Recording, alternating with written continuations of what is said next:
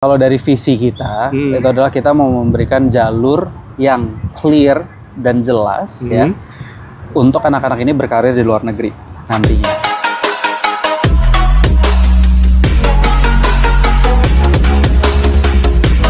Selamat sore dengan Pak siapa, Mas? Dengan Alejandro. Di sini sebagai apa, Mas? Saya di sini kebetulan jadi CEO-nya Riva. Si Riva. Boleh jelas teman Riva itu apa sih? Dan kita kan jadi kayak pada belum tahu nih. Interogasi aja. Oke. Riva itu kepanjangannya dari Royal Indonesia Football Academy. Nah, apa yang kita buat di sini itu lebih nurturing anak-anak, bukan development. Ya, kalau development itu kan anggapannya berarti dari nol. Kalau kita itu memupuk anak-anak yang memang sudah bisa. Sudah punya basic skill untuk lebih lagi. Terus yang dilakukan Riva, apain aja nih, Mas? Untuk apa nih? Biar anak-anak lebih bertumbuh lagi, terus program-programnya apa aja, kan? Apa bedanya dengan yang lain? Dari satu sisi untuk latihannya sendiri, kita based on tactical. Tactical. Beda ya berarti teknik ya? Beda. Kalau teknik itu yang development. Nah, kita itu semua drill, semua latihan itu based on tactical yang kita sudah buat. Dengan filosofi yang kita sudah ada. Bisa lebih dijelaskan lagi tactical itu maksudnya gimana ya? Tactical itu jadi kalau ntar saya buka ini dong, buka rahasia dapur. Kalau boleh dibuka. Jadi contohnya aja, biar kita orang awam paham. Tactical itu di dalam bola itu adalah seperti kayak grammar kalau di bahasa. Jadi ada tata caranya. Jadi contohnya kita kalau misalnya mau main wing play, itu artinya apa? Artinya semua bola itu untuk mencapai ke area lawan itu harus dari wing, dari samping. Ada yang kalau kayak Barcelona namanya tiki taka. Tiki taka tactical tuh. Nah, itu lebih ke passing dan possession. Nah, jadi itu contohnya. Jadi apapun yang kita bikin di sini, drill segala macam itu sesuai dengan tactical kita. Gitu. Nah, kalau teknik, Mas? Kalau teknik, makanya kan kita bilang kalau development itu lebih fokus sama teknik. Ya, differentnya apa tuh? Differentnya adalah kalau teknik itu lebih banyak ke ball mastery. Kayak how to juggle, how to dribble, how to pass the ball, how to shoot properly, bla bla bla bla bla. Berarti arahnya ke individual. Itu kalau misalnya technical. Semuanya di bola berawal dari individual. Kalau kita di sini karena kita lebih ke tactical, ya taktik ya. Taktik. Jadi itu semua lebih ke team play. Team play. Gitu. Good. Jadi jelas kan dari individual, kalau ini tim ya. Yes. Gitu. Makanya kita bukan development tapi kita nurture anak-anak. Untuk menjadi yang lebih baik. Siap. Itu dari sisi latihan. Sisi lainnya adalah kita melihat dari nutrisi. Cara mengukur kita nutrisi itu adalah dari tinggi dan berat badan. Itu udah cara paling simpel. Contohnya anak 8 tahun itu udah sesuai dengan guideline yang kita berikan apa belum. Itu kan ada di guidebook semuanya. The guidebook itu hanya untuk parents yang emang udah join kita. Saya belum dapat kan itu? Masa belum dapat? Iya, belum dapat. Ya, ntar saya kan baru join. Ya, ntar saya kirim. Jadi kita sesimpel itulah, kita ngelihat ini anak malnutrition atau enggak. Gitu. Apakah dia berat badannya sudah sesuai dengan umurnya, tinggi badannya sudah sesuai dengan umurnya apa belum? Jadi ada range-nya.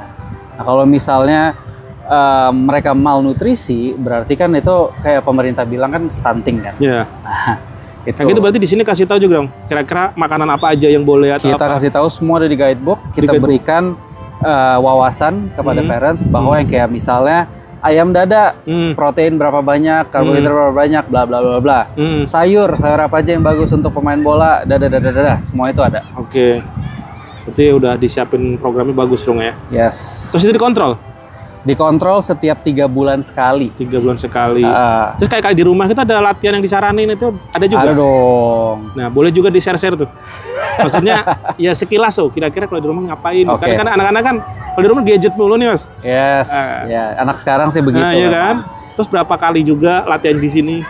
Jadi kalau misalnya kita contohin Riva aja. Riva itu latihan 3 kali seminggu. 3 kali kan? 1 minggu. Berarti kan dia ada 4 hari yang di rumah, benar kan? 7 hari. Jadi di selang-selingnya itu ngapain aja? Bisa contohnya latihan strength untuk kaki. squat misalnya, plank untuk perut itu juga bisa, atau semacam itulah. Habis itu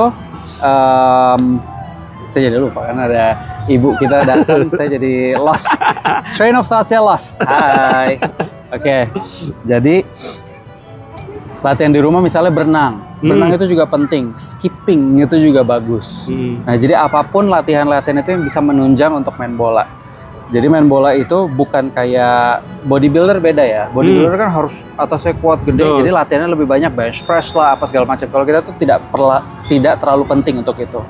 Yang penting adalah latihan kaki untuk paha, hamstring, calves, sama perut.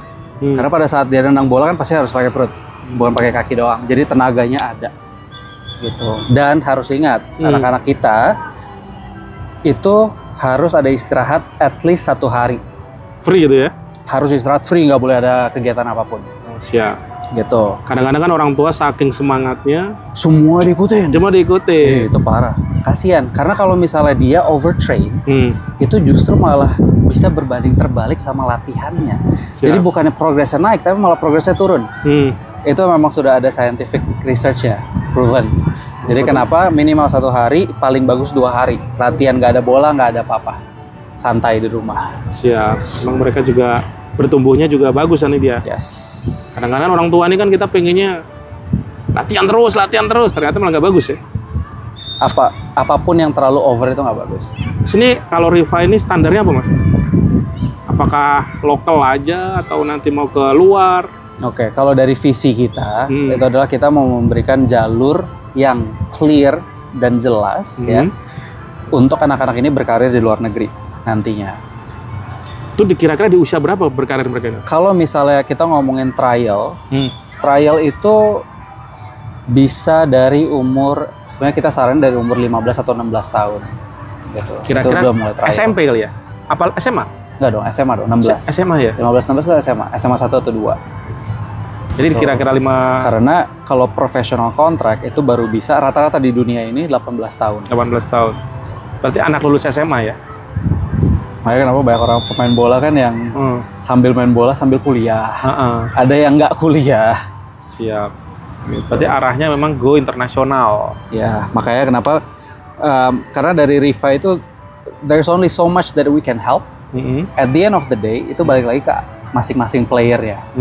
Gitu. Apakah dia mampu atau enggak. Siap. Jadi kita juga nggak pengen anak-anak ini buang-buang waktu lah. Kasihan juga kan.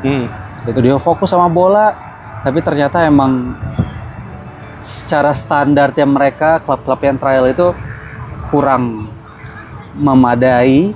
Terus tapi dia paksain terus kan percuma. Mereka nggak kuliah, nggak apa, malah kesempatan yang lain dia harusnya bisa malah nggak keambil.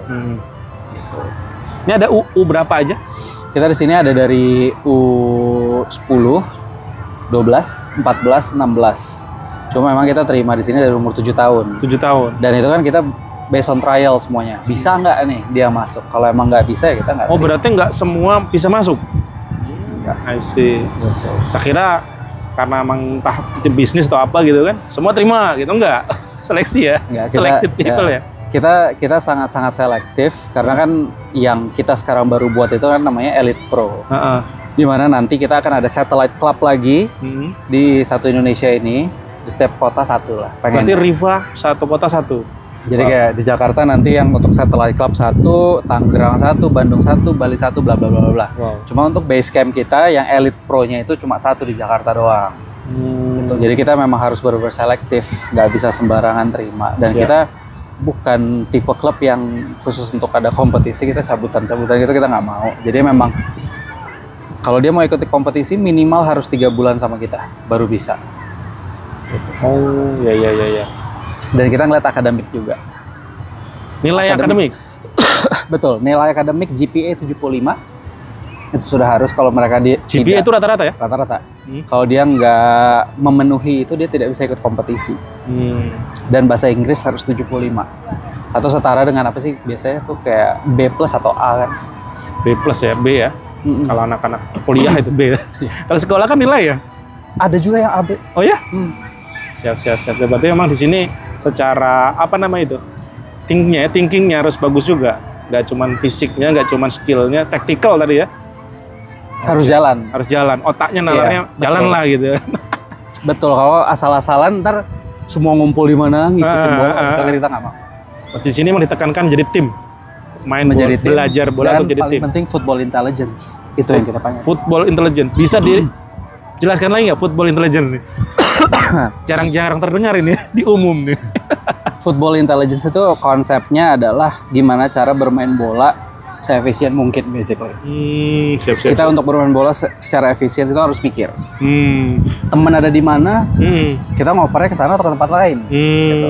Siap. Jadi konsepnya simple lah. Gitu. Cuma ya harus efisien, harus bagus, teamwork ya. Video ini dipersembahkan oleh Siomay Wondes. Makan siomay, ya Siomay Wondes. Apabila bermanfaat, bantu like, share, dan subscribe ya guys, biar makin semangat membuat videonya. Terima kasih.